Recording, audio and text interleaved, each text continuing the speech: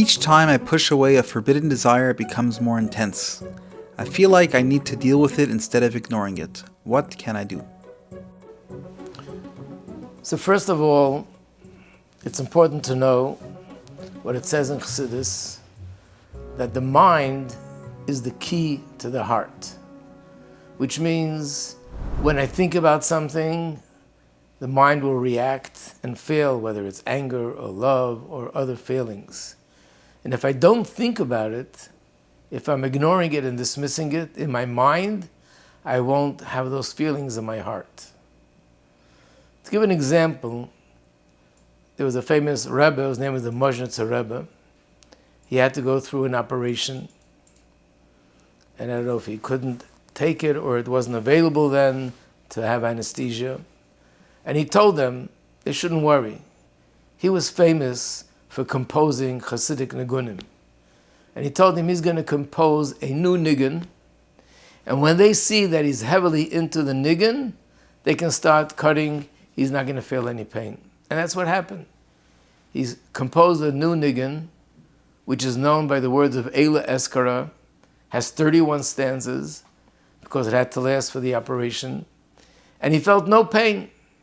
Even though he's a Rebbe, and certainly he was capable of performing miracles, but this wasn't so much of a miracle, something natural. The mind was so focused on what he was doing that he felt no physical pain. And if this is so with physical pain, it's surely this way with emotional pain. That the more we think about it, the more pain we'll feel. And if we were able to divert our thoughts and dismiss it from our minds and not think about painful things, we wouldn't be feeling the pain. And the same is with burning desires to do something not permissible. It's the thought that brings it to the heart. And if we were to dismiss it from the mind, it would be dismissed from the heart. To explain a little bit more clearly, we know that one of the fundamental principles of the entire Tanya is the idea that every person could control and has the ability to control thought, speech, and action. And people ask, okay, speech I can control, action we can control, but how could you control thought? It feels like thought is something which is impossible to control. But the truth is, it only feels that way, but it's not really true. And why does it feel that way? Because speech is something I can stop. A person could stop speaking. Action is something a person could stop. I can stop action. Thought can't be stopped. It's impossible not to think. In fact, even when we're sleeping, we're thinking. And that's what dreams are all about. So even though we cannot stop ourselves from thinking, but we have the power to change the content of my thoughts, what I'm thinking about. And therefore, that's something which is within our power, to think about something else. So when a person is experiencing a desire for something which is not permissible, it's because they're thinking about it. If they would dismiss it from their mind, it would be dismissed from their heart. So if it's so simple, why doesn't everybody do that? One of the reasons is that the way people do it is not sufficient. There's an expression in Tanya that when a thought comes to your mind, push it away with two hands. And the way this is explained is, obviously there's a way of pushing away a negative thought with one hand, and there's a way of pushing away a negative thought with two hands. Pushing away with one hand is the common way that people would do it. If a thought comes to my mind about something which is inappropriate, something which is depressing, something which I know is destructive for me, usually the person says to himself, don't think about it because it's not good. It'll lead to this or it'll lead to that. It's not good for this reason or it's not good for that reason. That's called pushing it away with one hand.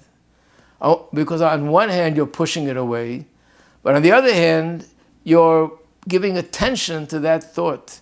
You're thinking about it. And by giving it attention, you're giving it substance. And the more you give it substance, you strengthen that thought that it should keep coming back, and it keep coming back to my mind, because you're entertaining the thought. Pushing away with two hands means that I just ignore, I just switch and I change the subject. think about something totally different. And when I do that, I'm ignoring the thought. And when the thought is ignored and dismissed, it's not given any substance. And slowly but surely, it stops reoccurring and coming back to my mind. And if the thought is not there, then the desire will not be there. Just to use a mashal, which always comes to mind when I think of this subject, is that if a person would have an individual that is always knocking at your door, ringing your doorbell, person's annoying, and it's not something that you want to spend time, but you have no choice. They keep coming back and coming back. There are three possibilities. One possibility is you want to be nice, so you open the door, you invite him in, sit down, give him coffee and cake, sit there for 2-3 hours listening to what he has to say. You can be guaranteed that he'll come back again. The other possibility is, no, you don't open the door, you don't let him in, but you're standing by the door and you spend an hour explaining to him why you're not letting him in. He'll still be coming back because you are giving him the attention. But what if you ignore the doorbell and you don't answer, not inviting him in and not rejecting, just don't answer, as if he's not there? You can be sure that within a small period of time, this person will stop ringing your doorbell. And that's the way it is with a thought.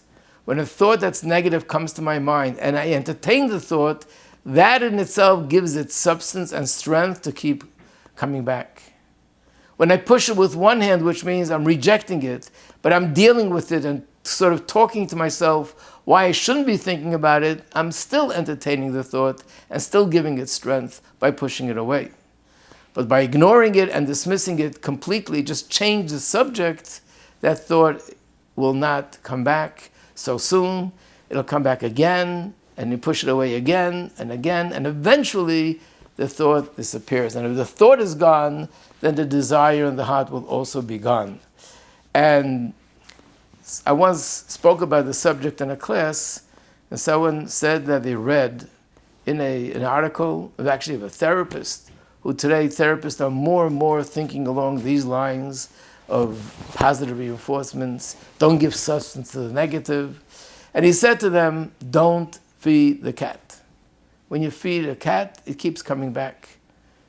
And he put it in an interesting way that CAT is an acronym for 3 words: counterproductive, attitudes, and thoughts. Don't feed the cat and they won't come back. But this is something which the origin of this is in Torah and in Chassidus. Push it away with 2 hands, and the thought won't be there, and the desire won't be there.